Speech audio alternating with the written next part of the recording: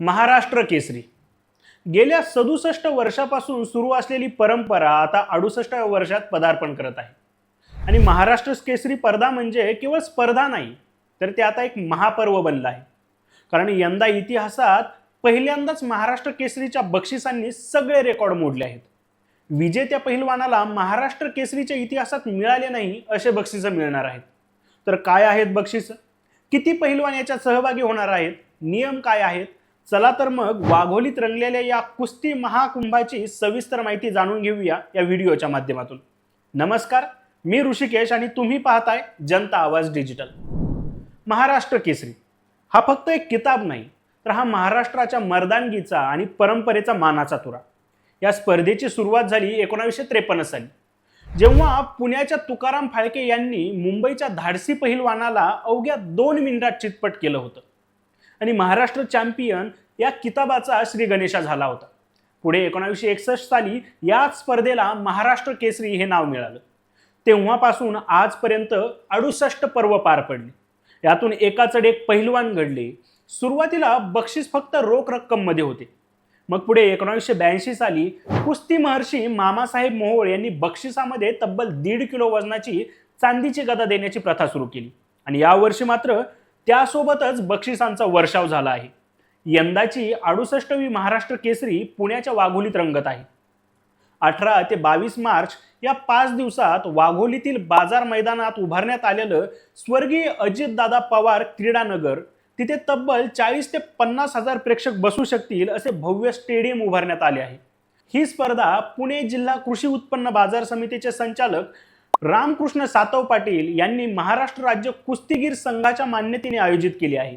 आणि स्पर्धेचं खास वैशिष्ट्य म्हणजे स्वर्गीय अजितदादा पवार यांच्या नावाने त्यांच्या स्मृतीत एक भव्य क्रीडांगण उभारलं गेलं आहे. या स्पर्धेसाठी संपूर्ण महाराष्ट्रातून 42 मोठ्या शहरातून माती आणली गेली आहे. आणि 40 ते 50 हजार प्रेक्षकांची व्यवस्था होईल इतके मोठे स्टेडियम वाघोलीमध्ये उभारण्यात आले आहे. आणि 22 मार्च रोजी म्हणजे अंतिम सामन्याला स्वतः मुख्यमंत्री देवेंद्र फडणवीस उपस्थित राहणार आहेत. या स्पर्धेत महाराष्ट्रातील 42 शहरातून तब्बल 840 पहिलवान या स्पर्धेत उतरणार आहेत.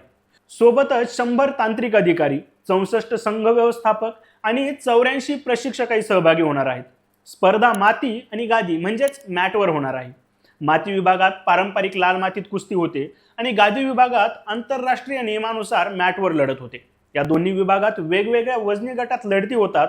शेवटी माती विभागाचा विजेता आणि मॅट विभागाचा विजेता या दोघांची अंतिम महाराष्ट्र केसरी किताबासाठी लढत होते. आणि यात जो जिंकेल तो होईल या वर्षीचा महाराष्ट्र केसरी. आता येतो खरा मुद्दा, महाराष्ट्र केसरी विजेत्याला काय बक्षीस मिळणार. तर त्यात आहे मानाची चांदीची गदा. ही गदा दिली जाते दिवंगत पहिलवान मामासाहेब मोहोळ यांच्या स्मरणार्थ. केंद्रीय राज्यमंत्री मुरलीधर मोहोळ यांच्यातर्फे ही दिली जाणारी गदा म्हणजे महाराष्ट्राचा सर्वोच्च कुस्ती सन्मान आहे. सोबत मिळणार आहे टोयोटा फॉर्च्युनर. हो, तुम्ही बरोबर ऐकलेत, फॉर्च्युनर. लाखो रुपयांची गाडी थेट विजेत्या पहिलवानाला दिली जाणार आहे. उपमहाराष्ट्र केसरी म्हणजे उपविजेत्याला मिळणार आहे स्कॉर्पिओ. तसेच वेगवेगळ्या वजनी गटात सुवर्ण पदक जिंकणाऱ्या 18 पहिलवानाला रॉयल इनफिल्ड बुलेट मोटरसायकल आणि रौप्य पदक विजेत्याला स्प्लेंडर मोटरसायकल मिळणार आहे. महाराष्ट्र केसरी विजेत्याला एवढंच नाही तर अजून एक बक्षीस मिळते, ते म्हणजे सरकारी नोकरीसाठी क्रीडा क्षेत्रातील आरक्षणाचा लाभ घेता येतो. तसेच कुस्ती व्यतिरिक्त सुद्धा काही बक्षीस आयोजित करण्यात आले, ज्यात उत्कृष्ट रील बनवणाऱ्याला आयफोन, उत्कृष्ट फोटोग्राफीसाठी कॅमेरा लेन्स आणि उत्कृष्ट रॅप सॉंगसाठी तब्बल 1 लाख रुपयांचं बक्षीस सुद्धा देण्यात येणार आहे. यंदाची 68वी महाराष्ट्र केसरी स्पर्धा म्हणजे केवळ कुस्ती नाही, तर हा महाराष्ट्राच्या मातीचा उत्सव आहे, परंपरेचा मान आहे आणि एका तरुण पहिलवानाचं महाराष्ट्र केसरी होण्याचं स्वप्नाची पूर्तता आहे. पण तो महाराष्ट्र केसरी जिंकणारा पहिलवान कोण असेल हे 22 तारखेला समजेल. पण तोपर्यंत तुम्ही आम्हाला कमेंट करून नक्की सांगा की कोण होईल या वर्षीचा महाराष्ट्र केसरी. व्हिडिओला लाईक करा, चॅनलला सबस्क्राईब करा आणि बेल आयकॉन नक्की दाबा.